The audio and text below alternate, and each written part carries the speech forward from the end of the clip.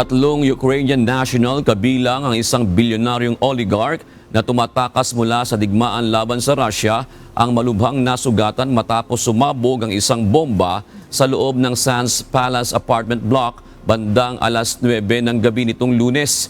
Kinilala ng local media ang isa sa mga biktima bilang si Vadim Ermolaev, isa sa pinakamayamang tao sa Ukraine.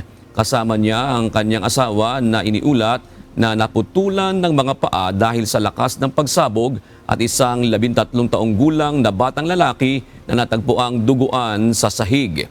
Ayon sa mga kuha sa CCTV, ang improvised explosive device na puno ng nuts at bolts na nakalagay sa isang backpack ay iniwan ng isang lalaking nakasuot ng itim na sombrero, tracksuit top, puting pantalon at sapatos. Patuloy ang manhunt ng pulisya sa Monaco para sa suspect.